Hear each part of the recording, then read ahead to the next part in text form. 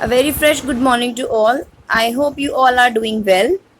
I just wanted to mention here again, please like and subscribe my channel whenever you are going through my videos. Before going further for the next topic in the chapter, let us quickly revise the topics which we have done in the previous videos. Mainly we have discussed about one type of heterogeneous mixture which is known as colloids. We have discussed some of the properties of colloids even. The size of the particles present in colloids are of bigger size if we compare it with the size of the particles present in the true solutions. Mainly colloids are having two types of components, that is dispersed phase and dispersion medium. Dispersed phase are also known as solute particles which are present in less amount in colloids, and dispersion medium is a kind of solvent in which the dispersed phase is suspended. We have discussed different properties of colloids, that is, it's a heterogeneous mixture because of bigger size of particles.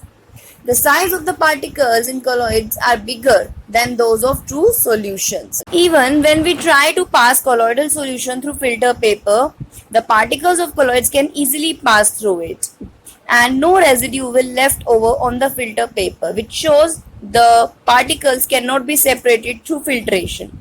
It's quite stable, means whenever we are keeping the colloidal solution untouched, so the particles cannot be separated or settle down. It also shows Tyndall effect, means the particle shows the scattering of light. In the previous videos, we have discussed about the two type of solutions, true solutions and colloidal solution. Let us discuss the third type of solution, which is known as suspension.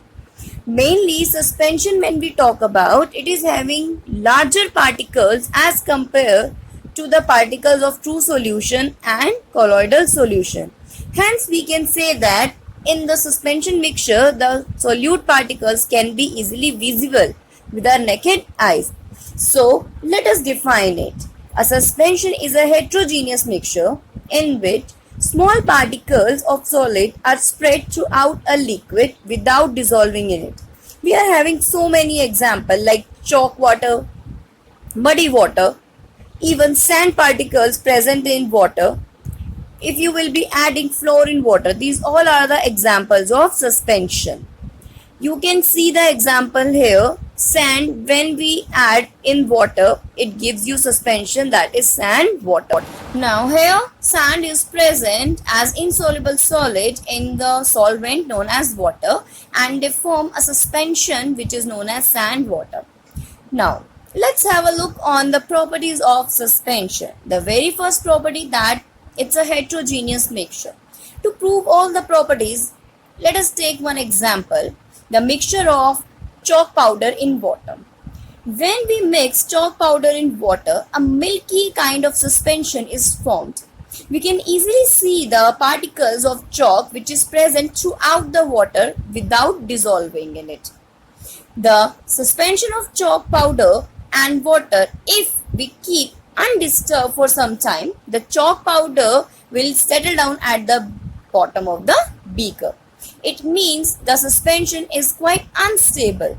Now, if we try to pass the chalk powder solution from filter paper, what we will observe? We will observe some chalk particles are left behind as a residue on the filter paper and clear water is obtained as a filtrate. It means the chalk and water can be separated through their suspension with the help of the technique known as filtration.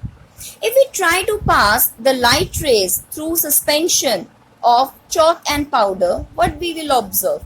Yes, this suspension scatters or reflects a beam of light passing through it. And again the reason, because the size of the particles are bigger enough to reflect the light. You can see from the slide easily, solution particles are of very small size, they cannot even scatter the light. On the other hand, in case of colloids and suspension, the size of the particles are bigger enough, hence they can easily scatter the light and make the path of the light visible. We have taken the example of milk as a colloid and the mixture of flour and water as the suspension. Let us perform one activity to make the Tyndall effect more clear in case of suspension. Let's find out what happened when we pass the light through solution and suspension. For this, we are having 2 glasses of warm water. In first glass, we have added sugar and we are continuously stirring it. After continuous stirring, you will get a clear solution of sugar and water. It acts as a kind of transparent solution. On the other hand, let us take a tablespoon of flour and add it in the second glass and stir it continuously. After some time, we will observe a milky suspension is formed, which is not at all a transparent solution. Now, what we have to do, we have to find out whether the light rays are passing through these 2 types of solutions or not. Let's find out. A beam of light is passing through solution because solution is a kind of transparent material here which allow the light rays to pass through it. But on the other hand, in suspension, the light rays are not passing continuously because the particle size are very big, which blocks the light. Again, see from different angles. From suspension, the light ray is not at all passing because the particles are of bigger size which block the path of the light, or you can say that the particles scatters the light in different directions. Now let us discuss some of the point of comparison between true solution, colloids and suspension. The first category, particle size. As we have already discussed, the suspension particles are bigger as compared to colloids and solution. And solution particles are of smaller size as compared to colloids and suspension. The size of the particles in colloids lies between solution and suspension. The next category we are having appearance. A true solution gives a clear appearance as compared to colloids and suspension. On the other hand, colloids and suspension are having milky appearance as the particles are not completely dissolved in the solvent. When we talk about separations, the solution and colloid particles cannot settle down at the bottom on keeping them untouched for some time. But on the other hand, when we keep untouched a suspension solution for some time, the solute particles get settled down at the bottom and forms a separate layer, as you can say in the case of sand and water or chalk in water. The next, when we try to pass solution and colloids through filter paper, they can easily passes through it as the size of the particle are small enough to pass through filter paper.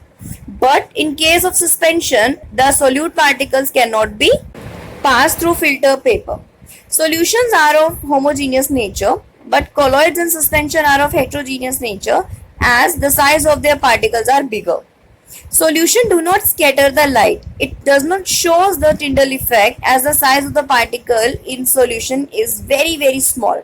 But on the other hand, colloidal particle shows the Tyndall effect. They scatter the light, and in case of suspension, the particles may scatter the light or even block the path of the light.